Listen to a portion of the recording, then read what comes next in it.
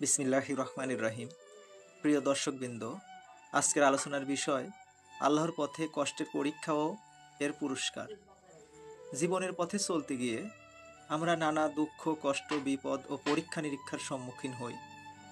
কিন্তু একজন মুমিন জানে এই কষ্ট কোনো শাস্তিই নয়, বরং এটি আল্লাহর পরীক্ষা, যার মাধ্যমে আল্লাহ বান্দাকে পরিশুদ্ধ করেন এবং তার প্রতি ভালোবাসা প্রকাশ করেন।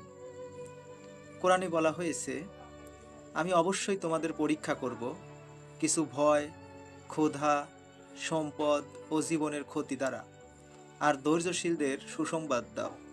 সূরা আল বাকারা আয়াত 155। এই আয়াতে আল্লাহ তাআলা স্পষ্টভাবে বলেছেন, কষ্ট আসবে, কিন্তু যারা ধৈর্য ধরে তাদের জন্য রয়েছে সুসংবাদ।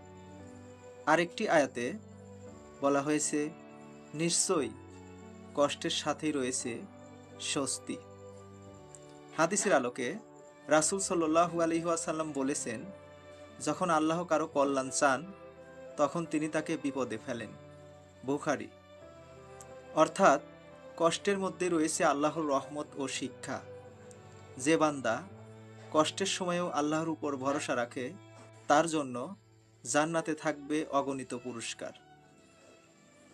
আমরা অনেক সময় মনে করি দুঃখ মানেই আল্লাহ আমাদের রাগ করেছেন, কিন্তু আসলে কষ্টের সময় আল্লাহ আমাদের কাছে ডাকছেন, যেন আমরা তার দিকে ফিরে যাই, তার উপর নির্ভর করি।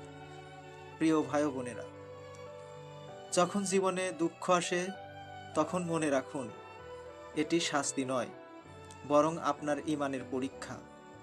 তাই ধৈর্য ধরুন, আল্লাহর উপর ভরসা রাখুন, আর তাওবা ও দোয়া চালিয়ে যান।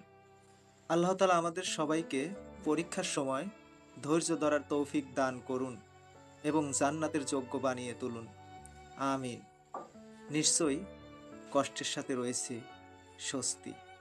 আসসালামু আলাইকুম ওয়া রাহমাতুল্লাহি ওয়া বারাকাতুহু।